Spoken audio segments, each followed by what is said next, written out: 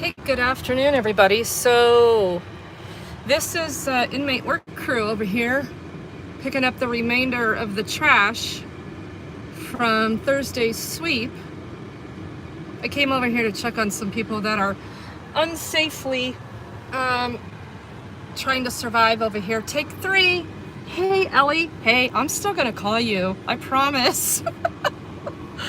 So, yeah, I just came over here to check on some people. Hey, Grams Beth. This is an actual real live inmate work crew right here from, I'm assuming DOC. But let's go check out the van. I don't know if it's county or what. I don't know what CDOT's arrangement is. But so anyway, CDOT came in here and mowed and made all kinds of special trash. Little teeny tiny pieces. Center for Employment Opportunities. Oh, so maybe this isn't inmate. Maybe it's not, because there is... That dude's passed out in that van. He is freaking passed out in that van. So I'm assuming that's not an inmate work crew at all. That's probably some community service. But here's the cul-de-sac where I was arrested. CDOT did a really nice job mowing and everything.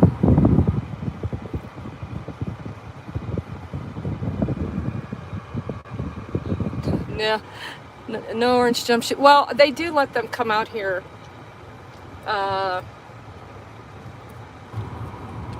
in some normal clothes sometimes. So, but that clearly wasn't inmate work crew, so that's community service.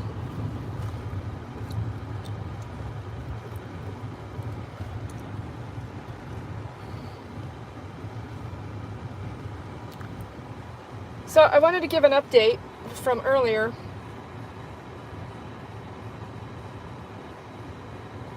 We had to rush out of the sweep this morning because we had to go to court. Cowboy and I had to take him to court in Inglewood. Those of you that have been following Cowboy's story,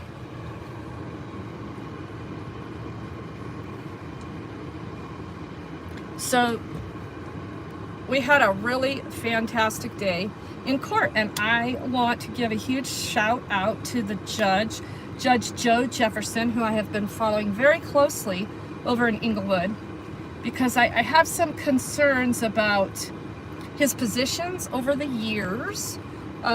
He was on city council from like 07 to I want to say 15 or something like that. I could be wrong. You could Google him, Joe Jefferson, City of Inglewood Municipal Judge. We should put a link up to this after the stream. He was on city council, and then he was elected to mayor. And then he was elected to judge.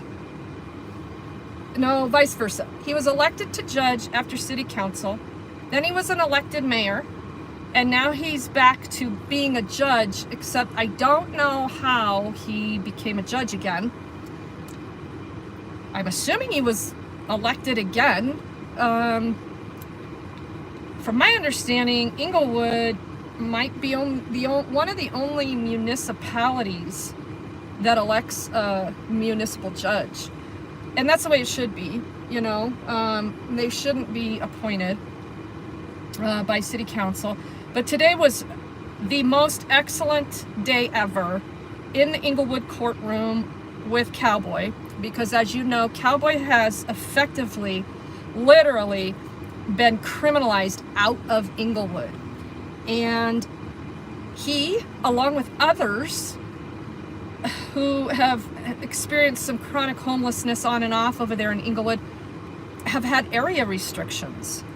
And these area restrictions are really proving to be an interest for challenge, because first of all, they shouldn't be happening.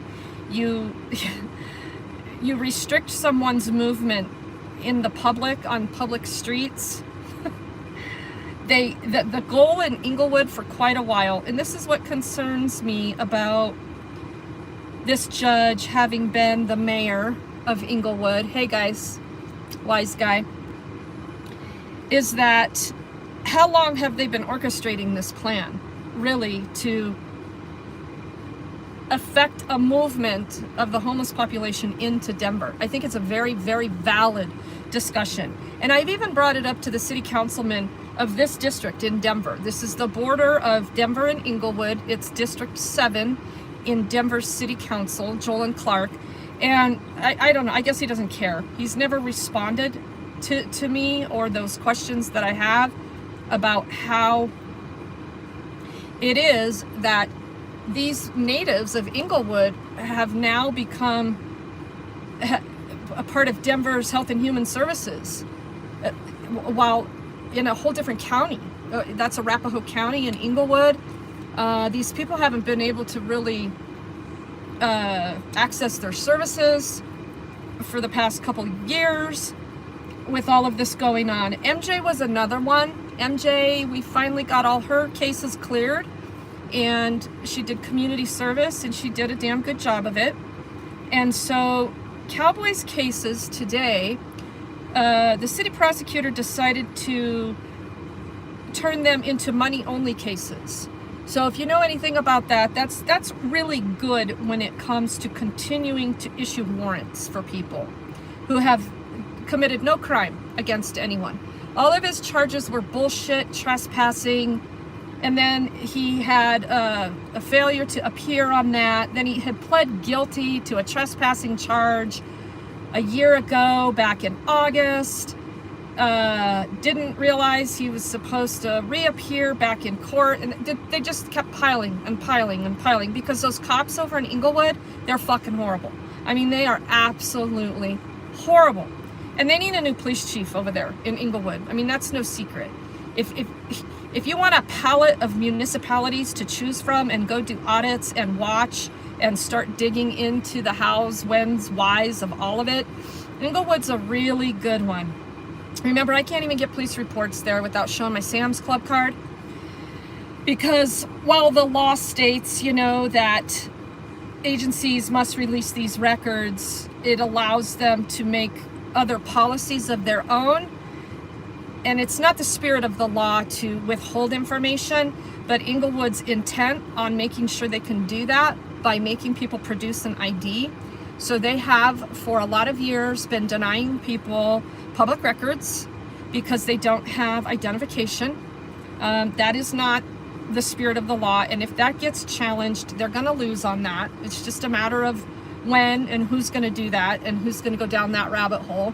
If it becomes something incredibly crucial that they deny me on, I suppose I'll try to make the time to do that. But for the time being, just know that Inglewood is very, very much worthy of some attention to expose a lot of their bad habits that they seem to not want to break. Hey, Mexican long hair feller, how are you today? Long time no see.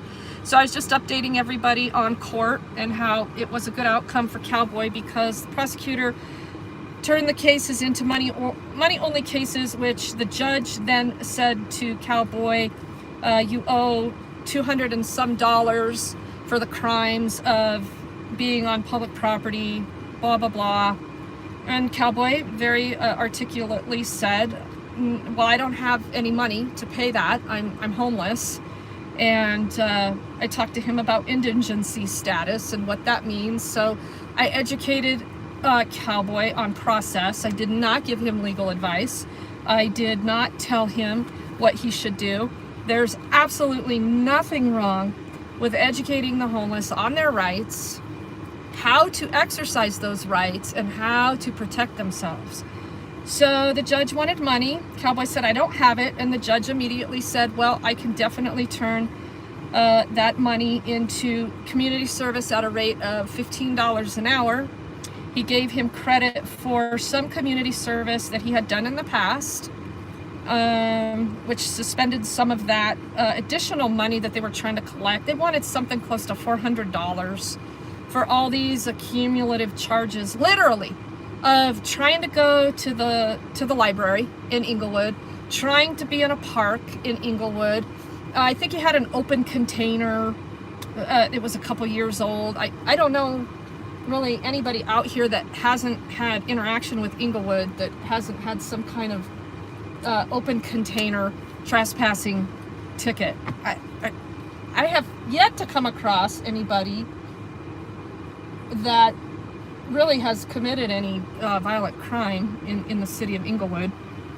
So in the past 2.5, 3 years, if they have, I've not heard of it, and I've heard a lot of things. So, oh yeah, that's what they want.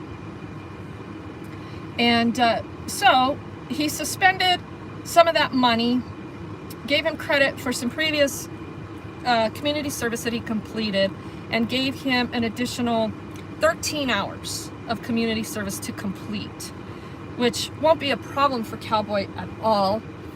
He's probably put in, I'm guessing somewhere close to 40 to 50 hours of hauling trash out of here for the lazy assholes that accumulate the trash and make no effort. I mean, please, again, and I say it frequently, don't get me wrong, I make no excuses for the trash. And a lot of them let it get out of control. And the ones that do try, they get noticed. And I know exactly who the workers are in here. I know exactly who will make the effort. I know exactly who I can call on to say, let's get together and let's clean this area. We've done it numerous times. I haven't done it lately because I can't get any support from the city of Denver to pick that stuff up. CDOT really has been pretty phenomenal through this last process of sweeping them from the other side of the river back over here. They had been swept from here to the river, but this last time being swept here, they're scattered. They're really scattered this time. From Sweden, thank you. So Cowboy has 13 hours of a money case that he has to complete.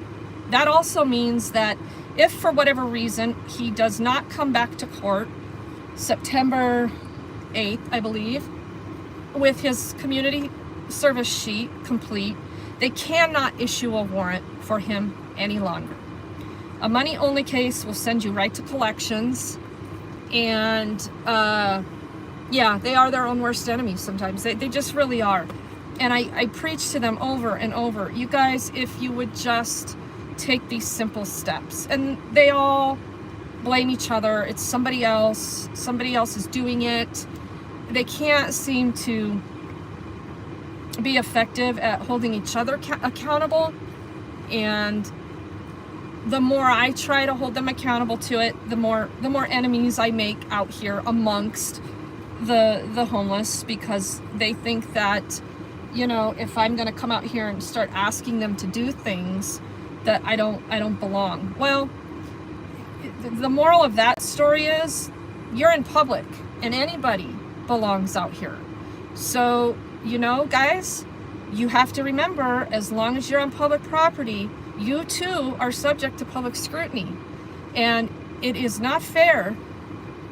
It truly, Mexican long hair, you've seen some of those enemies, and so have some other people, and a lot of that's on video. And I was just interacting with one of those that was incredibly confrontational with me, and he saw me come and he hung his head, and I had bags of ice for them. It's 100 degrees right here. It was 102 over there, so it's at least 100 degrees out here right now. We're in poor air quality. People are suffering. They are. Some of it by their own creation. However, I don't feel that ignoring human suffering is a proper response for people like to call it punishment. You know, you get what you deserve. I don't believe in that, because a lot of these people, they don't even know what they're doing to themselves until it's too late. I don't want anybody to die. I really don't. And so I'm always kind with the food and water. And for those that have an attitude with me and take my food and chuck it and say, I don't want your shit anyway, that's cool. You can do that. You can do that. But that doesn't mean you're getting rid of me. And that doesn't mean that I'm not going to keep coming back. So you're going to have to figure out a way to live with me and clean up your act a little bit. And, you know, things will be a little more peaceful. Because you all know that I'm the first one to come out here and defend your right to survive, not your right to be an asshole. I will not defend your right to be an asshole. There's common courtesy, there's some mutual respect, and if you can't do that while living in the city, then you better go find somewhere far, far away from here and isolate yourself. I don't expect these neighbors, I really don't. I don't expect them to be okay with the amount of trash that they have to look at. I don't expect the neighbor down there to feel comfortable letting his child play out in the front yard. I don't expect that. But what I do expect would be for the neighbors that do have a problem with that, instead of confronting me, let's confront the root causes. Let's confront what you need to see changed. Because these people aren't going to be gone. They're not. They're going to be here. And you're going to have to find a way to meet basic human sanitation needs. And I got my ass chewed when they showed up over here from the last sweep, and I brought the toilet over here. I brought the toilet over here because the people were over here. People need a toilet. They didn't want to take care of the toilet over here, so I had to move the toilet. Now I'm checking on the toilet today, and I see that the toilet is being abused again. So now I'm forced with having to make another decision about how much respect they have around properly utilizing this toilet. So these are the things that I'm doing, and not always streaming, okay? It's pretty much during the week that I'm doing these things. In the middle of all of that, after I got done taking Cowboy to court, I went and met with a young lady who has literally turned her life completely around, from being a heroin addict to getting herself clean to now having some temporary shelter that Denver has found her. It's for women only, okay? So I need to support her. She needs a bus pass. So I went and met with her, got her bus pass, because she has a job and she needs to be able to get to her job. She also needs to be able to complete all her probation for drug charges. You know, to me, if we were doing things a little more smart and people were changing their lives by owning their sobriety, they immediately should be let go from the court system. Immediately. And that's just on that subject. I mean, I'm not even broaching the subject of the war on drugs to begin with, which is a colossal failure, okay? But to continue to criminalize these people and punish them for a public health issue is what is leading to more and more and more and more of this. I don't know when people are gonna figure this shit out. But this young lady has been busting her ass to meet all of her probation appointments. She has had a plethora of POs that change like fucking toilet paper, no consistency, okay? They start over with them. They're on a path and they want to come in and screw that up or demand more, and it throws them for a loop when they're doing good. When they're doing good. Okay? If you're working and you're taking care of yourself, why is it necessary for the system to continue to penalize you? And I want this young lady, she's not young, okay? She's my age, just a couple years younger. And I made a post and I asked everybody to be really honest about what that one life-changing event could be in your life that could put you out here. And oftentimes, and this is another story about this young lady, her husband died. Not young lady. I want to call her young lady. She's actually very beautiful, and she looks young, and she is trying so hard. But her husband died in 2013, and wait, what? If you get the dealers, there's no more money flow? You take down one dealer, there's 5 more. You take down 5 more, there's 10 more. You guys, you've got to start thinking a little more smart on this subject of the war on drugs, okay?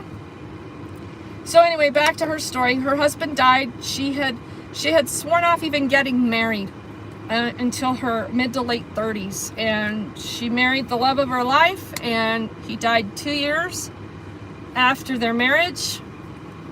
It is a farce. Mexican long hair, thank you. And it put her into a tailspin, and it's taken her this long to get her head above water again. And so it's up to us to support her. And so the nonprofit purchased a bus pass for her. She would like to have a bike to take with her on her long bus trips to her PO appointments, which are almost a 3-hour ride one way on our regional transportation here in Colorado, because it's so fantastic. RTD, not, but it's all we have. And when she wants to be independent and be able to take care of herself, we've got to support her. Sherry, if you're in here, I want to thank you. There you are. Yes, Sherry's another one. Your story is powerful too. And now Sherry is giving back out here. She doesn't even live anywhere close to Colorado, but she continues to support my efforts for these people. And as she did today again.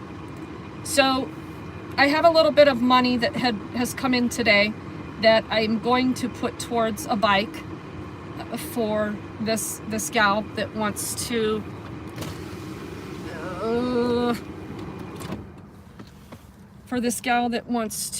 take care of herself. My car sucks.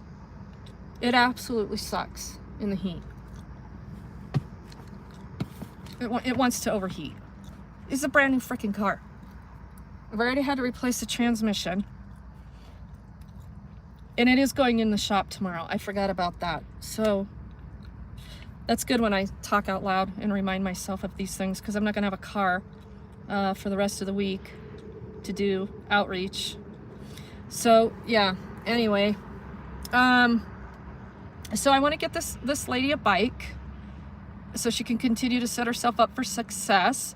She's currently working down at Coors Field in concessions, and it sounds like she is getting, well, I do, Paul, I have another car, but I can't load all of this stuff into that car.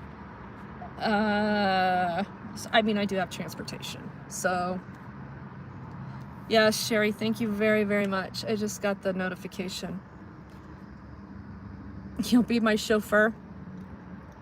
Yeah, we might have to. I don't know. I don't have too much going on with people needing to be anywhere for the rest of the week. However, so that was in the middle of all of that after dealing with Cowboy at court. Got her set up. She's now got more of a support system around her. And you know where that's coming from? That's coming from activists in private charity. There's some other people out here that I work with, and we communicate and we work together because the city can't get their shit together. The city cannot identify these people. It takes an act of God for them to identify them, follow through, and follow up. And just like you saw this morning with Cowboy from this sweep, they're here to offer all kinds of services. No, they weren't. No, they absolutely were not. They were here to bribe people. So they bribed Cowboy, put him in a motel for 3 days, leave him hanging Sunday morning with none of his belongings because everything is in storage. Well, who's left to help him? Who's left to help with his survival gear? Somebody brought him a tent to the motel with no poles. Oh, and on the subject of poles, I need to make this very clear, and I need to post this in the description. Mexican Longhair, help me, because yesterday when we got my stuff out of storage and I said that tent pole was broke, it was not. It was not. None of my stuff was broken, okay? It was all there. So I expect to see the same with Cowboy's stuff. However, I'm not going to have a way to get his stuff. So us activists working on our own money with private charity are trying to get him into the safe outdoor space where he belongs. So for those of you that haven't studied these safe outdoor spaces here in Denver, it's a ask government for permission project, and they'll give you a temporary permit to set up where they decide is okay. And so of course the churches are stepping up, but that's only a 6-month lease that they're allowed to be in these parking lots, and then they have to tear it down and find somewhere else to go. And so see, people wonder why I'm not interested in partnering with government. It's because of these temporary solutions, the orders you must follow, and you will do what they tell you or else. Well, I'm sorry, nothing is working, Denver city government. Just because these safe outdoor spaces are out here, that does not mean that these are permanent solutions. Now, how many of these people at these safe outdoor spaces are finding permanent solutions? We have yet to get any feedback or data or any reports on that so far. Okay, but for Cowboy's situation, and Jerry, by the way, Jerry is going to the safe outdoor space today. He has been approved. So I did get some reprieve there, but that was only because of another individual who's serving as a liaison between the Colorado Coalition for the Homeless and those of us working on the streets out here. If not for all of our collaboration, Denver would have never had this happen. They would have never made this happen for Jerry. Jerry was out here dying in this cul-de-sac. One cop, that would be Reichert, and I did want to thank him for that the day that he got flippant with me about not having his body cam on, but you know, he got too much attitude and that went south, so I didn't get that thank you out. But it's his job, so he doesn't really need to, a thank you anyway for doing his job. He called the guy medical and he went into the hospital for a week. Okay, so that right there should spark Denver's system to go, we got a problem. We got a man out here dying on the street. The cop knows it. The cop called for medical. He went to so-and-so hospital. We need to follow up because we know that hospitals release people right back to the streets, okay? And that's exactly what happened. Jerry was incredibly ill in the hospital for a week. No longer, the doctor's gonna keep him. And boom, right back out here on the street. I was gone. I had just gotten back. A few days go by. Jerry makes contact with me. I said, Jerry, you're sick as shit. Get in the car. I'm taking you down to Denver Health. And I did. And I take him to the Denver Health System now. Now he's down in the middle of Denver. They know that the man is homeless. They know that an advocate has brought him in. They call me. I called them. 4 hours later, they tell me he has pneumonia. I get a call from them 3.5 hours later. No, he doesn't have pneumonia. He just has an upper respiratory infection and a huge ulcer on the back of his leg that we all know when diabetics start getting these things, they can prove fatal. And so none of that qualified for him to go into a respite room. And they have to discharge him. I said, get the doctor on the phone. I need to talk to the doctor. So the doctor calls me, says the same thing. Absolutely not. He has to live with these conditions, and he doesn't qualify for a respite room. Come pick him up. Friday night at almost 10 o'clock at night, I have to go pick Jerry up from the ER because they're going to release him back out into the street. Now, wouldn't you think a city that has $100 million in COVID relief funds for homelessness could identify this individual? Nope, couldn't do it. So he's back out here on the streets, back in my care. Yeah, so that was the $1,600 expense to my nonprofit to make sure that Jerry had somewhere that he could even lay down, so he could breathe, so he could eat, so he could organize his medication, so he could clean his leg. So all of this scrambling, do you see why I have zero respect for these cops coming out here and pretending like they care? They don't care, okay? They do not care.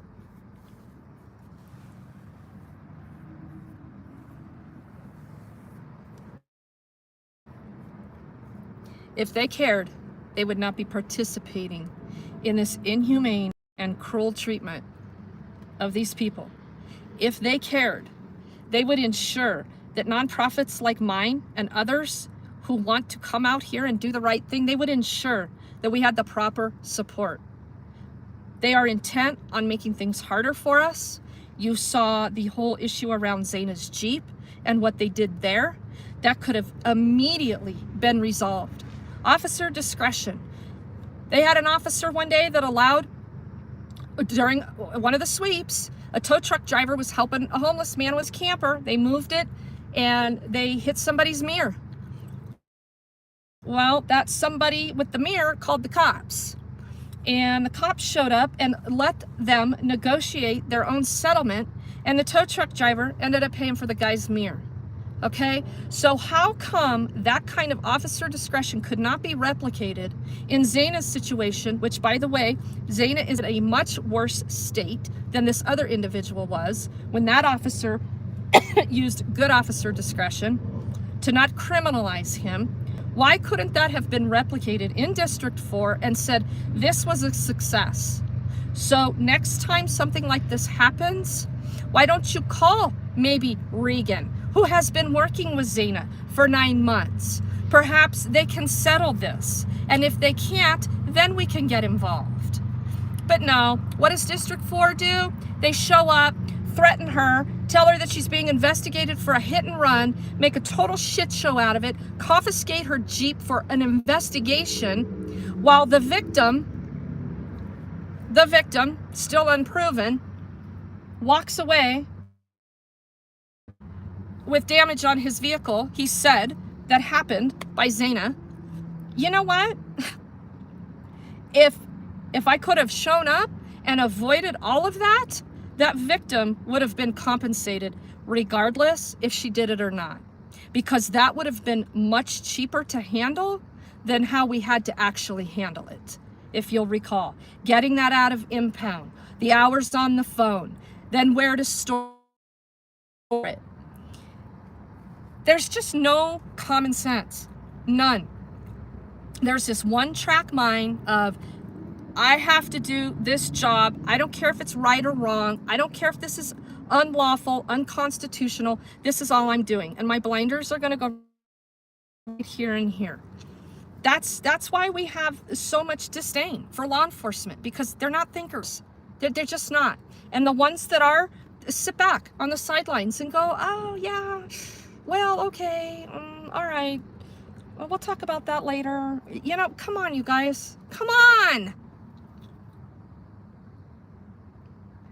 It's just frustrating to have to chase your tail 500 times when you maybe only had to do it 2. And they're creating that for us out here. So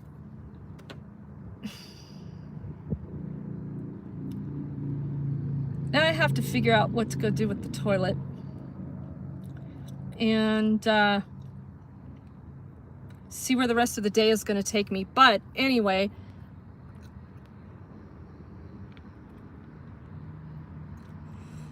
Mexican long hair, you got 2 bikes. Okay, she wants a BMX bike. She's very fond of being able to ride long distances on BMX bikes for whatever reason. That's her comfort level. So it's got to be a BMX style bike. And the bike has to have, she has to have a solid U-lock for that, because she's going to be in a lot of places where it needs to have a solid lock. So we need to probably plan on another $50 for a good lock for her. And I'm going to post her picture on the community posts. We talked about that and her sharing her story a little bit, and she didn't mind. She likes the fact that she can be supported in the right ways, by the right people. So she was very willing to take a picture with me and share some of her story. And I always ask people if they're willing to do that, because those of you that help, you connect with those stories and you like that. And it's important, because that's what private charity is supposed to be about. So you have a cruiser and a BMX? Oh, do you? Right on. Well, let's take a look at that and see if that's something. It's got good tires, tubes, all that. If that's going to be a good fit for her, maybe take me a picture. I'll ask her if that's gonna be something she can travel long distances with.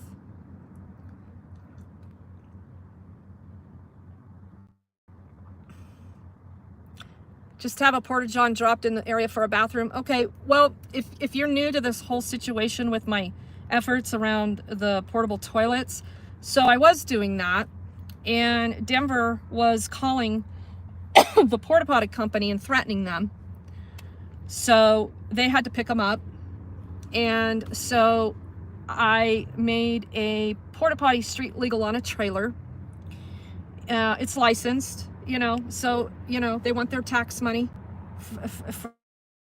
for stuff on the road. Okay, I did that.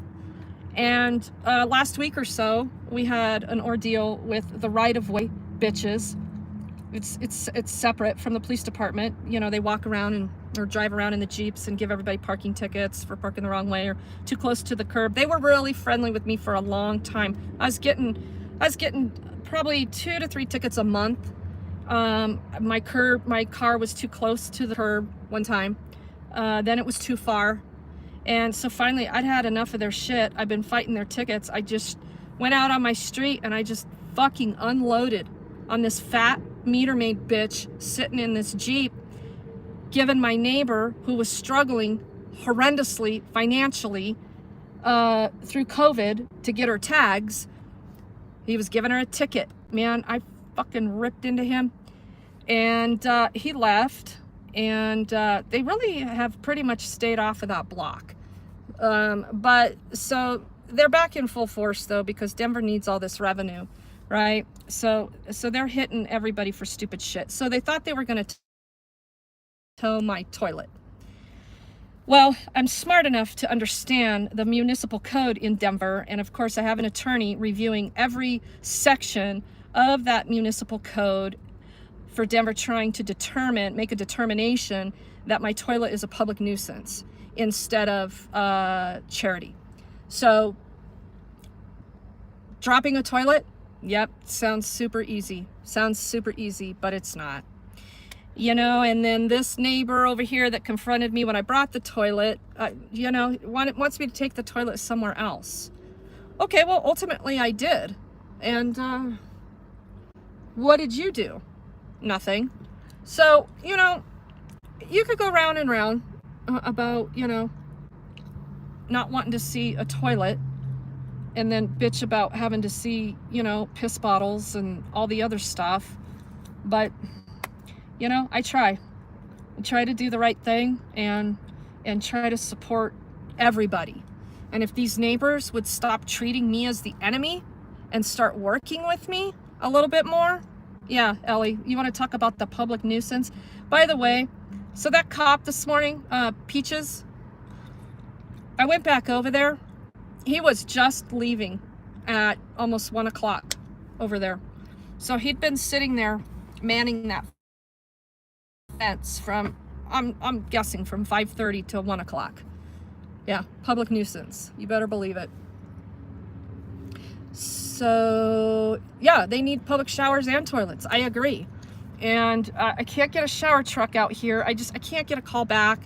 It's been intermittent. The shower trucks that are available through some of these government subsidized nonprofits, they're all, you know, having to follow orders to be at these places downtown. So I have to look for help with a private company for showers, and it's not cheap. A shower day is going to cost probably anywhere from $700 to $1,300 because of the amount of water that has to be moved. It's not cheap. And disposal, I mean, you guys have no idea what the market is here in the metro area. Somebody was appalled, sent me an email about the cost of the dump just alone, just to get a dumpster. You know, and Denver has a special rate for, you know, taking trash, but they're not going to extend it to me. It's expensive.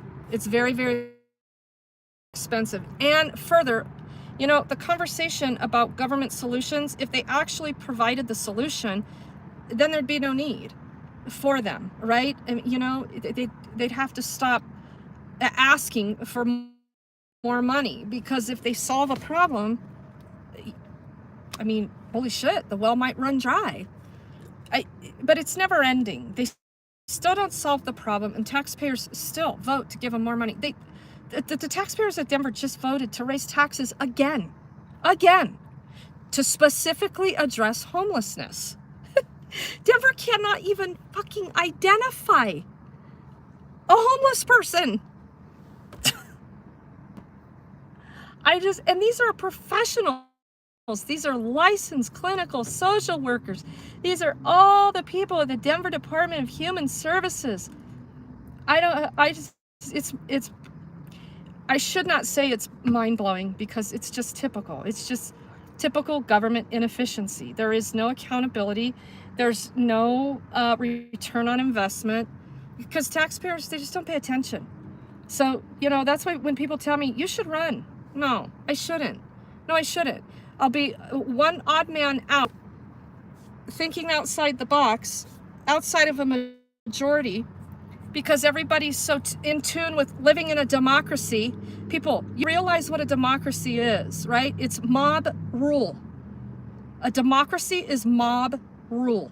Look it up, okay? A democracy is not about reading the Constitution. It's very funny to me how many people that want government democracy to solve social ills. I don't know when people are going to figure this out, but you're barking up the wrong tree. You're barking up the wrong tree, okay? It's about the individual. It's about freedom, okay? It's not about mob rule. And that's what a democracy is. That's why I do not ask government for permission to do a lot of these things that I'm doing. I don't ask permission at all. I just play the game. Government wants me to pay to play. So at a few junctures here and there, I must pay to play, or I can go to jail. So how many times a year can Regan go to jail? Well, not that many.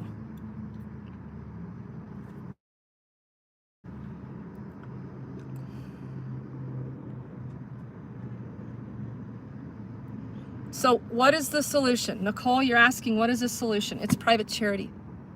It's private charity. And with no strings attached. And if we're going to rob Peter to pay Paul and call it a safety net, it's up to those who enjoy being robbed to make sure that your money goes where it needs to go. Okay? So if private charity can get it done better than government, then it is up to the taxpayers to figure that out. You keep giving, they keep taking. Less results. more homelessness. It's not a complicated equation. It's not. But when we have to beg government for permission, we get into these situations. Our church is doing their job to help the homeless. I think with all good intentions, of course they are. When it comes to putting up a stand against the government interventions and regulations, absolutely not. They'll back down immediately. They'll back down immediately.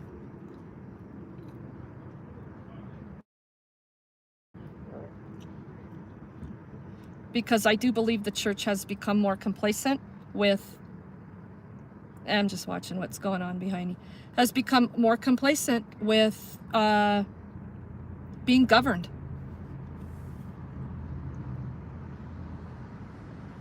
So there's a basic income project coming up.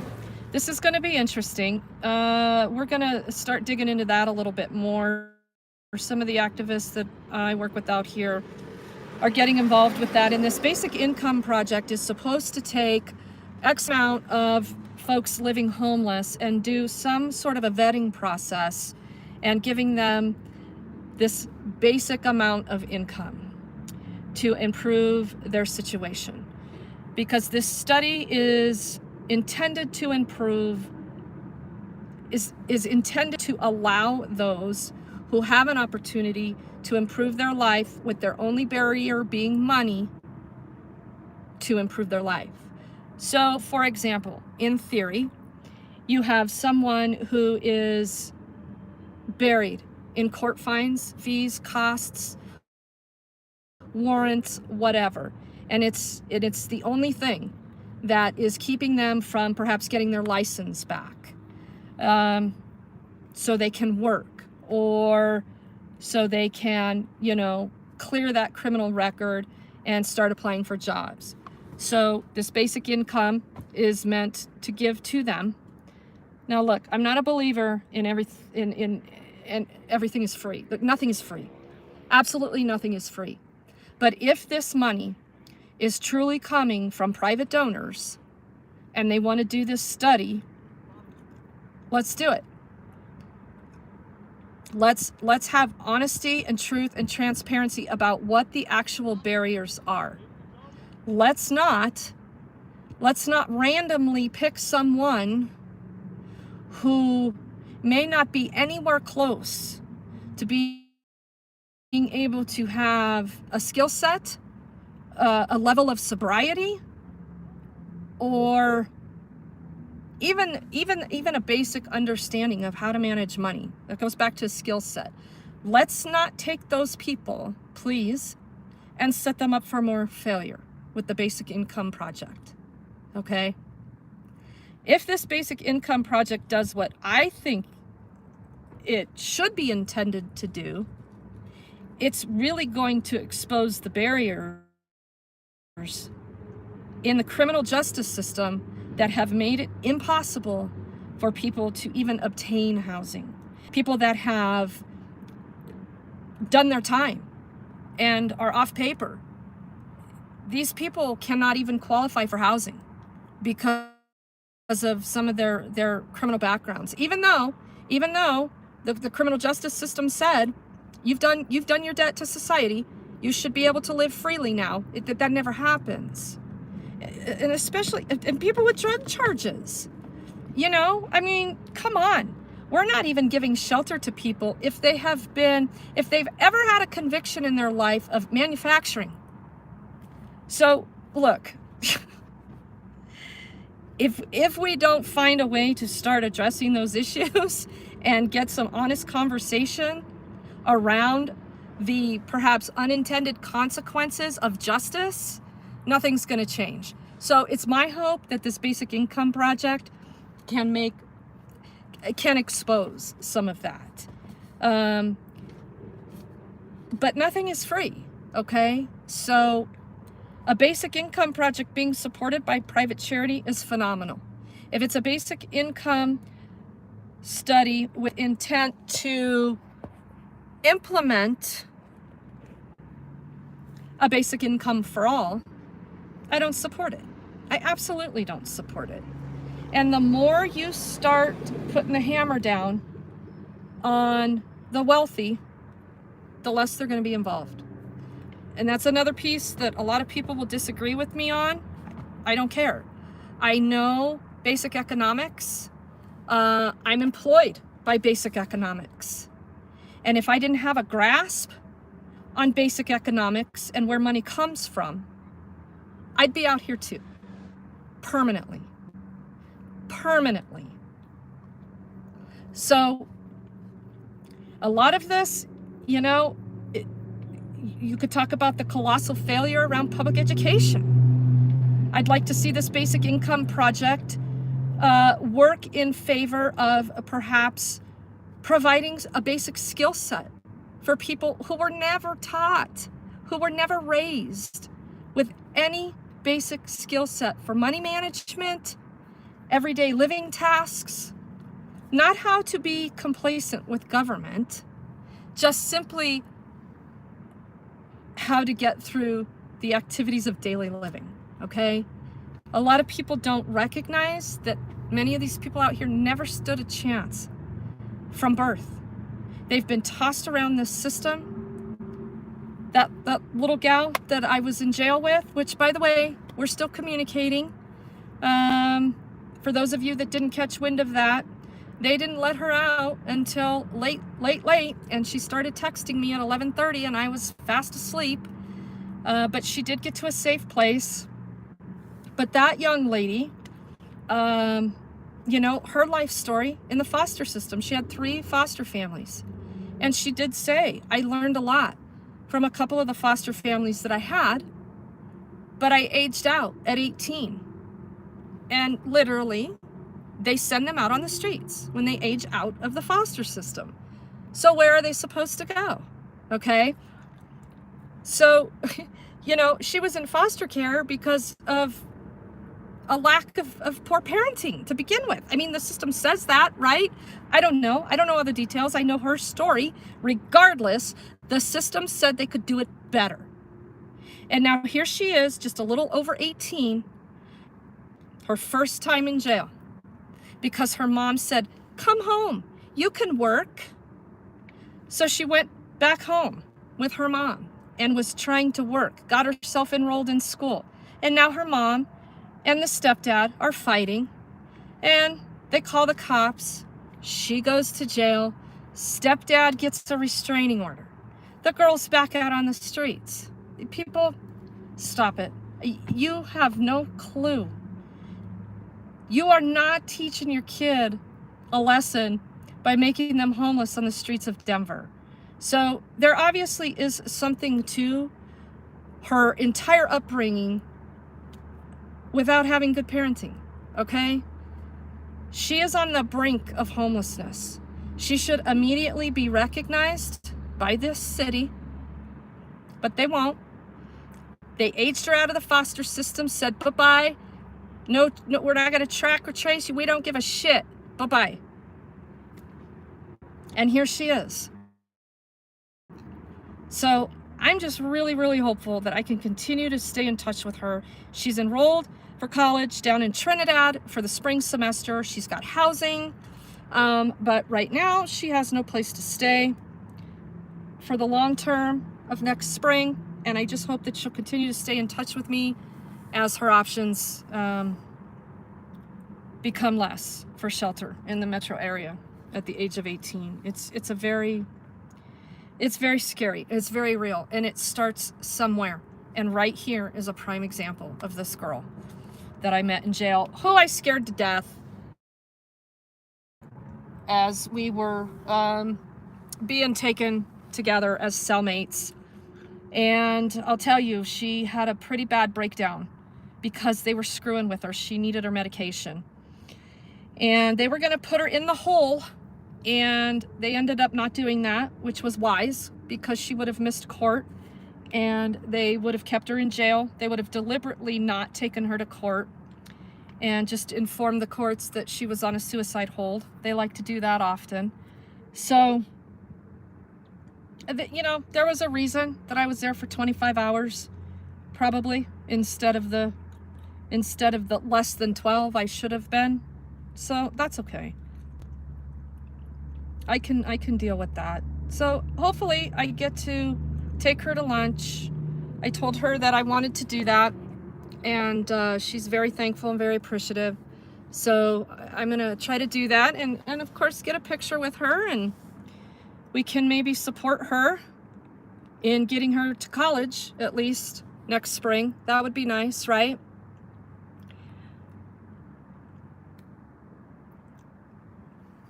Yes, I've talked to her. We're talking via text. She's got, I think, some semi shelter for the next 2 weeks. So, I mean, she does have a motel room. So that's good. It's hot as hell out here. And I have to sit here and let my car cool down because it's overheating. So, and then I have to go figure out what I'm going to do with the toilet. Oh, and here's another little update. So there was some talk earlier on the stream about the email that Venmo sent out. So I got the lowdown on that, and I did get that email as well. So you have to be very careful in what you put in the description when you send money. They're looking to collect on people that are selling goods and services instead of people donating.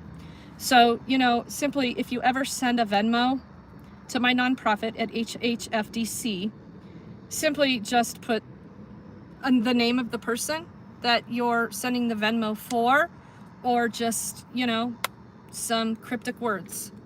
We're not exchanging goods or services, so we'll just have to keep an eye on that.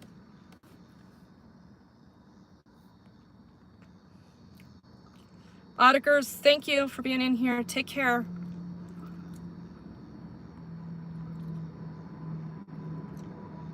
Winged Bull, hello beautiful. I'm not so beautiful. Oh, and I still have not posted that mugshot. I will. You guys, you're gonna laugh. You're gonna laugh. I think my internal temperature was probably 115 degrees in the picture, and it shows in my hair. Yeah, so the super chat thing, I think I really need to sit down and study that. I don't think it's a good idea if we want to maximize donation dollars into the nonprofit. So for those of you that are comfortable and still have the ability to write checks, I always tell people that is the best way to donate. Yes, snail mail. Hey, Alan. So all of the ways to donate are in the About section of my channel. I appreciate your support. It all goes to Direct Street Outreach. And I am a 501c3, and I have no problem opening up my books to anyone that would like to see those. However, if you would like to do that, you have to do it in person. And I will show you that I put a lot of my own personal money into the nonprofit when I can. I do have to spend about 3 to 4 months out of the year working. So they can't post your mugshot in Utah until you've been convicted. You think that should have been a nationwide law? Yeah, I don't know how I feel about that. I'd have to think about that. It's not horrible on the surface at all. However, if that's the case, then I don't know why they even need a mugshot until you are convicted.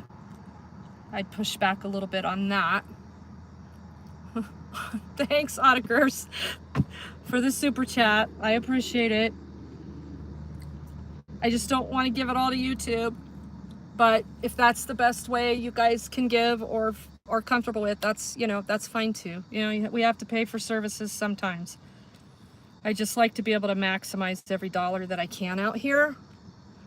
So, does anybody have any questions before I try to start my car? Oh, Oh, somebody was supposed to meet me out here and they haven't showed up. I've been out here for hours.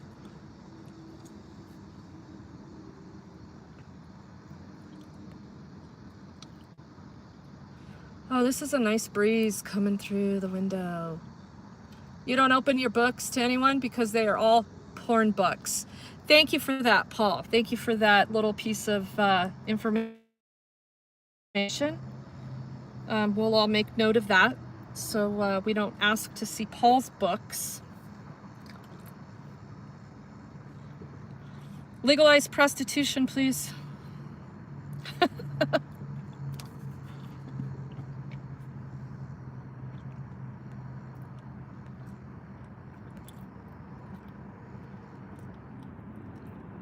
Yeah, you know, you can do PayPal. You guys, I have my PayPal on there. PayPal won't get their shit together and process my 501c3 paperwork. So it has to go into my personal account, which is just some extra accounting, but that's okay. If people want to use PayPal, it's okay. I have to take a few extra steps on that. But sometimes that's the only way and the best way for people. So I try not to have a million ways to donate because of all the bookkeeping. That's all.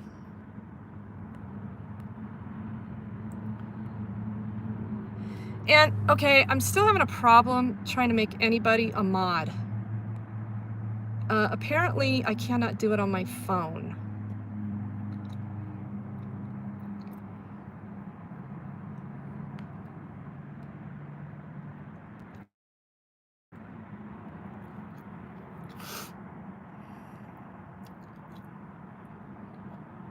PayPal, that's fine, Auditors, it's fine to use PayPal. And if you're comfortable with Super Chat, that's cool too. The messages are fun.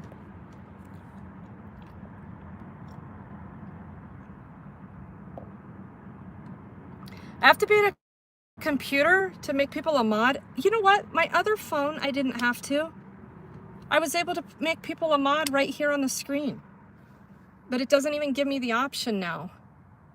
So I guess I'll have to sit down.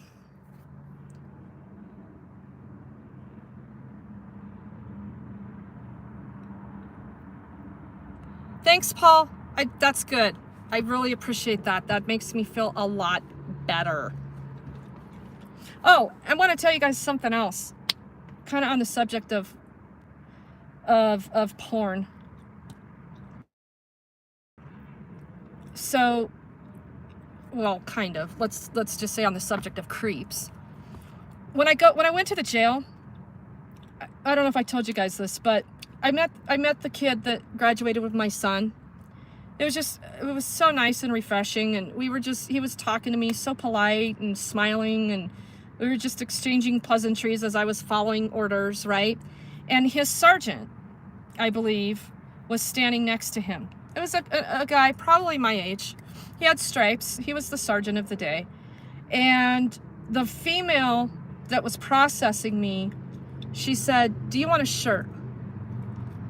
I looked at my shirt because I had a tank top on that was even less revealing than this tank top that I have on today in the 100-degree weather. I had just come out of that tent, 110-degree tent, forcibly. They could have just left me alone. I was just fine. I didn't need to go to jail. But anyway, this female guard's processing me. This nice kid is talking to me, and his boss is standing right next to me. And the female says, "Do you need a shirt?" I said, "No, I'm good." And she kind of cocked her head at me. And the sergeant said, "Yeah, you need a shirt." I said, "Excuse me? I have a shirt on." I said, "Yeah, it's kind of sweaty. I'm hot." He's like, "No, you need to put a shirt on. You have way too much hanging out." I was like, is this the part where I call this guy a dick when I haven't even been here for 5 minutes? What do I do in this particular case? Because the kid that was being so nice and polite, he was thoroughly embarrassed, and he put his head down and he looked away. And this sergeant proceeded to tell me that I needed to put a shirt on because I had too much hanging out for all the men that were in the jail, and he didn't want to have to get involved in a physical altercation because of verbal catcalls. You know what, fucker? That ain't my problem. And if you don't like what you see, don't fucking look. But I'm not guilty of anything. I got fucking clothes on. So, lo and behold, I had to put that fucking shirt on and sit there with this heavy fucking thing on. They did it on purpose. This was the first part of the fuckery that went on in there, okay? Because there was another chick in there. She was wearing a nice tight fitting dress, and you know, she ended up she wanted to change because she was cold. You know, so she goes in the bathroom, puts on her jumpsuit, comes out with her dress in her hand, and all the guys are like, right? So they were fucking with me because they knew the circumstances before I even got to the jail. So I had to sit there and suffer some more. I never could cool down, like 7, 8 o'clock in that jail. And it was, I guess, pretty cold in there. Everybody was complaining about how cold they were, and they were putting their arms in their shirts. A couple of the guys were asking for pants that had shorts on because they were cold. Yeah, well, who knows what was really going on. But that was the gist of that. But it was just all downhill. The whole stay was just fucking downhill.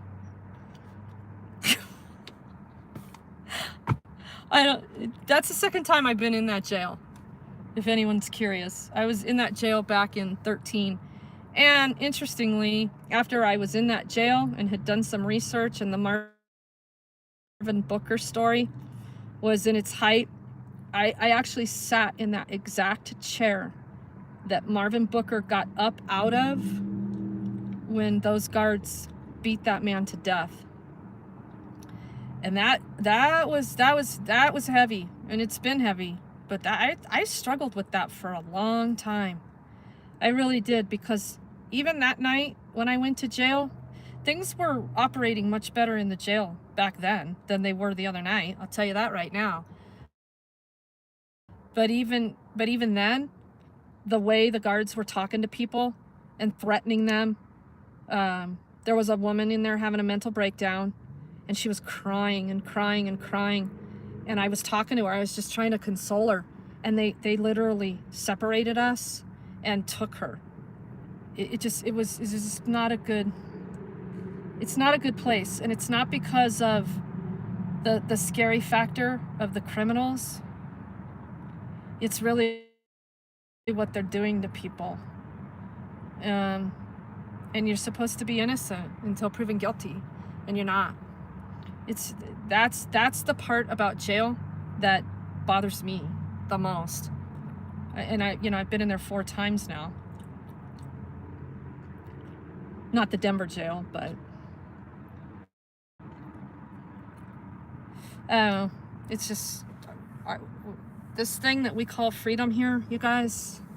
It's very, very concerning, and it's getting much worse. Yeah, thank you, Mexican Long Hair. We should do a podcast on that, maybe, and really focus on that for more awareness, because people don't understand their rights either when they go to jail. And look, right off the bat, they denied me my inmate handbook, and I'm entitled to a hard copy of that. And to take me up to a pod when I haven't even been processed, and then make me lock down for 23 hours out of the day. Yeah, those things, they should be discussed. And I'm still in the process of compiling that complaint that I'm going to send to the Office of the Independent Monitor. And I hope it gets a serious look, because there was some bad shit going on in there. And that guy that was so sick and medical opened the door of that isolation cell, and there was puke all over the floor, and the guard came up and said, yeah, he's been throwing up for 24 hours. And the medical staff went, oh, okay, never mind. And they shut the door. They shut the door. So that guy, his sign said intoxicated / sick. Yeah. 24 hours of that kind of vomiting. And I sat there, I listened to the guy, dry heave. I mean, he was still alive. I suspect he was incredibly dehydrated, maybe on the verge of death from withdrawals. I don't know. And dare I ask? Because they were threatening to throw everybody in isolation cells in booking. So, yeah, it was not good. And then the whole fingerprinting debacle, not taking people's fingerprints.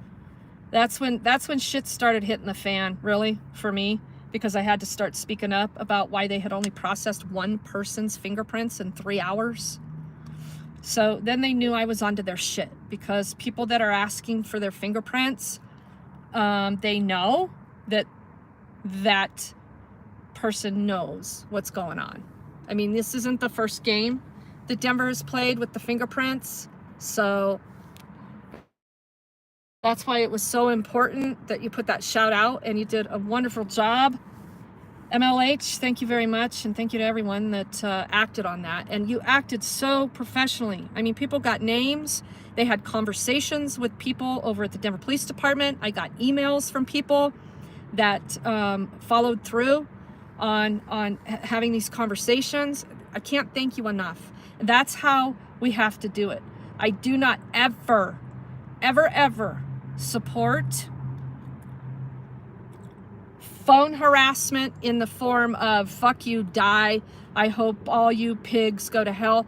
No, you guys, it doesn't matter. At that point, if you want to exercise that kind of First Amendment activity, please don't do it on my issues or my account. I don't support it. You know, we are the people that are wanting to make the police be less violent. We all have our own opinions about how we feel about what happens when cops are finding themselves as targets. I don't think innocent people should die, okay? I do not believe in doxing, because there are innocent people involved in that. And this theory that anybody involved with that kind of person is just as guilty, no, I'm not having it.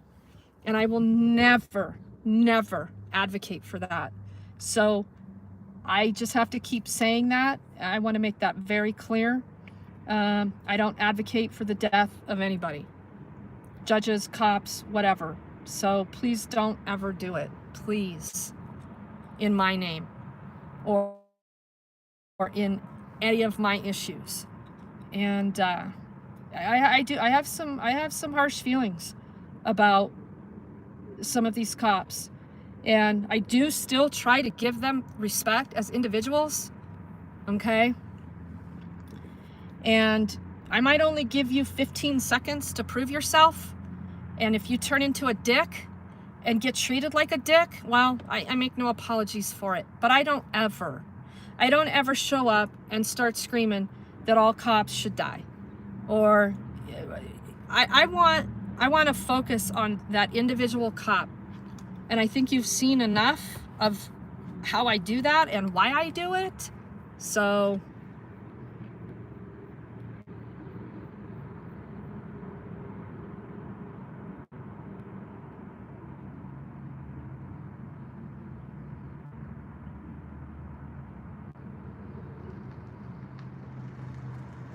yeah, they kidnapped me. Yeah, they did. I mean, you're all entitled to your feelings about that. It's just, I don't want to turn these efforts away from what the actual mission is. And you know, it's about protecting and preserving life ultimately out here, right?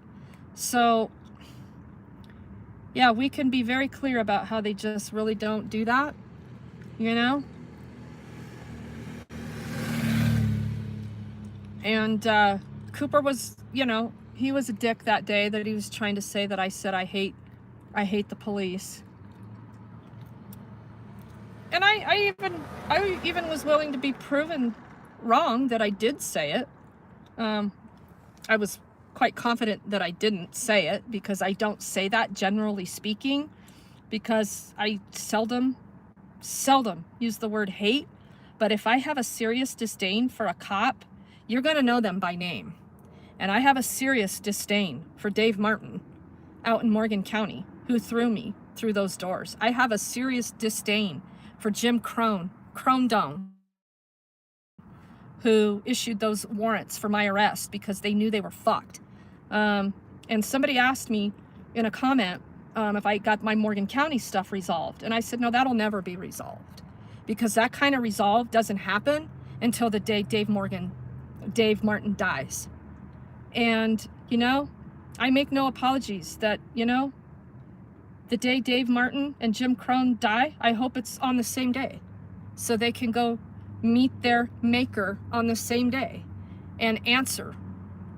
That's the only form of resolution.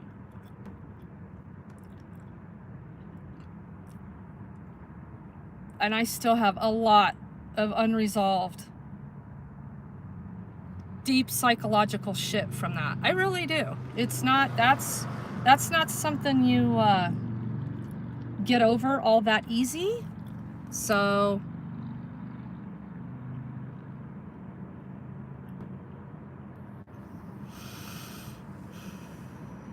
never defend the police.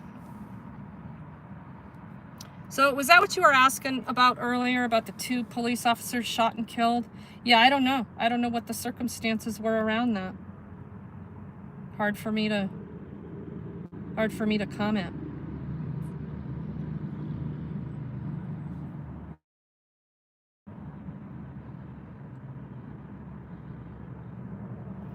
All right, you guys. Well, I'm going to try to start my car.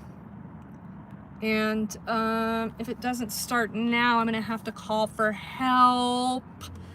So I'm going to have to get off this stream regardless. So this will be the last live stream I do today. I promise. But I did want to do that update about Cowboy. Okay. And yeah, Mexican long hair. We're going to continue to talk about those sweeps and what they cost and why that is very, very stupid for the cops to be there. You know, if they were true to their oath and all. But no, thank you guys. I appreciate it. And we'll convene on another issue maybe tomorrow. But I do have to figure out how to get some people some wrenches in here. So I can't do it. I can't do it on my phone. So maybe I'll have to do a live stream on my iPad or my computer or something. So I got all this technology. Yes, I do. I just don't always know how to use every bit of it to its potential. Okay? So for all of you making comments about, I need that, you need to get a better camera, you need to get this, you need to get that. Hey, send me that shit with directions and I'll use it. It's that simple. I just don't have the bandwidth to figure all that shit out. So give me explicit directions. 1, 2, 3, ABC. Oh, hey Joe, how you doing? I'm about to end this. I'm sorry. But yeah, Ellie, she was in here and I do need to call her. So that's going to be one of the first phone calls I make as soon as I'm sure that my car is going to start, which I'm pretty sure it will. So, all right, you guys. Well, peace. Hey, Carol. Sorry, ending the stream. Good to see you.